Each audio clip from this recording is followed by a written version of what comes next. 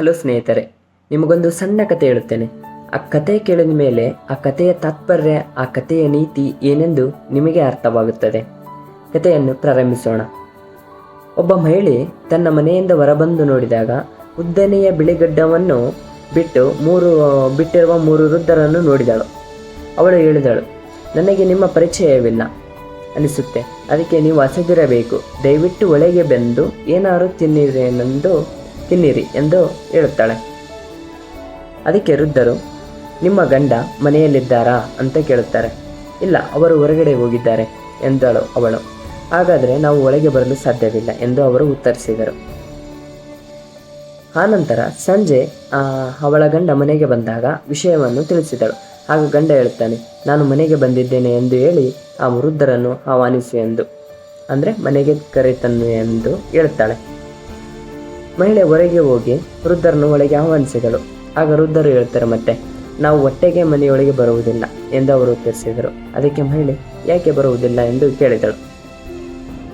ಮುದುಕರೊಬ್ಬರು ವಿವರಿಸಿದರು, ಇವನ ಹೆಸರು ಸಂಪತ್ತು, ಮತ್ತೊಬ್ಬನ ಹೆಸರು ಯಶಸ್ಸು, ಇನ್ನೊಬ್ಬನ ಹೆಸರು ಪ್ರೀತಿ ಎಂದು ಹೇಳಿದರು. ನಂತರ ಅವರು ಏನೆಂದು ಹೇಳಿದರೆ, ಹೀಗೆ ಒಳಗೆ ಹೋಗಿ ನಿಮ್ಮ ಗಂಡನೊಂದಿಗೆ ಚರ್ಚೆ ಮಾಡಿ, ನಿಮ್ಮ ಮನೆಗೆ ನಮ್ಮ ಮೂವರಲ್ಲಿ ಯಾರು ಬರಬೇಕೆಂದು ಅಂತ ಹೇಳುತ್ತಾರೆ ವೃದ್ಧರು.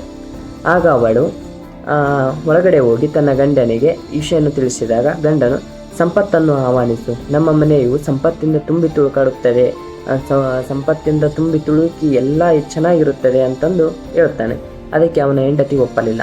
ಸಂಪತ್ತು ಬೇಡ, ಯಶಸ್ಸನ್ನು ಆಹ್ವಾನಿಸಬಾರದೇಕೆ ಎಂದು ಕೇಳುತ್ತಾಳೆ. ಅದಕ್ಕೆ ಅವರಿಬ್ಬರನ್ನು ಬಿಟ್ಟು ಅವಳ ಸೊಸೆ ಹೇಳುತ್ತಾಳೆ, ತನ್ನ ಸ್ವಂತ ಸಲಹೆಯನ್ನು ಏನೊಂದು ಹೇಳುತ್ತಾಳೆ ಅಂದರೆ, ಸಂಪತ್ತು ಬೇಡ, ಯಶಸ್ಸು ಬೇಡ, ಪ್ರೀತಿಯನ್ನು ಆಹ್ವಾನಿಸುವುದು ಉತ್ತಮವಲ್ಲವೇ, ನಮ್ಮ ಮನೆಯು ಯಾವಾಗಲೂ ಪ್ರೀತಿಯಿಂದ ತುಂಬಿಕೊಂಡಿರುತ್ತದೆ ಎಂದು ಹೇಳುತ್ತಾಳೆ. ಅದಕ್ಕೆ ಅವರ ಅತ್ತೆ ಮಾವ ಒಪ್ಪಿದರು. ಮಹಿಳೆ ಕೂಡ ಹೊರಗಡೆ ಹೋಗಿ ನಿಮ್ಮ ಮೂವರಲ್ಲಿ ಪ್ರೀತಿ ಯಾರು ಎಂದು ಕೇಳುತ್ತಾಳೆ. ದಯವಿಟ್ಟು ಒಳಗೆ ಬನ್ನಿ, ನಮ್ಮ ಅತಿಥಿಯಾಗಿರಿ, ನಮ್ಮ ಅತಿಥಿ ಸತ್ಕಾರವನ್ನು ಸ್ವೀಕರಿಸಿ ಎಂದು ಹೇಳುತ್ತಾಳೆ. ಪ್ರೀತಿ ಎದ್ದು ಮನೆಯತ್ತ ನಡೆಯತೊಡಗಿದ. ಉಳಿದ ಇಬ್ಬರು ಮುದುಕರು ಕೂಡ ಆ ಪ್ರೀತಿಯ ಜೊತೆನೇ ಒಳಗಡೆ ಹೋಗತೊಡಗಿದರು.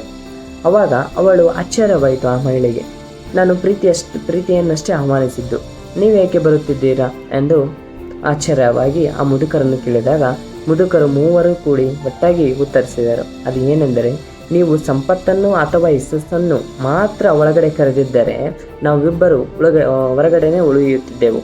ನೀವು ಅದು ಬಿಟ್ಟು ಪ್ರೀತಿಯನ್ನು ಆಹ್ವಾನಿಸಿದ್ದೀರಾ. ಪ್ರೀತಿಯನ್ನು ಆಹ್ವಾನಿಸಿದರೆ ಎಲ್ಲಿ ಪ್ರೀತಿ ಇರುತ್ತದೆ ಅಲ್ಲಿ ಸಂಪತ್ತು ಯಶಸ್ಸು ಕೂಡ ಇರುತ್ತೇವೆ, ಅವನೊಡನೆ ನಾವು ಇರುತ್ತೇವೆ ಎಂದು ಹೇಳಿದರು ಆ ವೃದ್ಧರು. ಈ ಕತೆ ಏನು ತಾತ್ಪರ್ಯ ಅಂದರೆ, ನಾವು ಸಂಪತ್ತು ಯಶಸ್ಸು ಅನ್ನೋದಕ್ಕಿಂತ ಪ್ರೀತಿಯಿಂದ 4-5 ಜನಗಳನ್ನು ಪ್ರೀತಿಯನ್ನು ಮಾತಾಡಿಸೋದ್ರಿಂದ, ಪ್ರೀತಿಯ ಮಾತುಗಳನ್ನು ಆಡುವುದರಿಂದ ನಮಗೆ ಒಂದು ಒಳ್ಳೆಯ ಉತ್ತಮ ಸಂದೇಶ ಸಿಗುತ್ತದೆ ಎಂದು ಹೇಳುತ್ತೇನೆ. ಥ್ಯಾಂಕ್ ಯು, ಧನ್ಯವಾದಗಳು.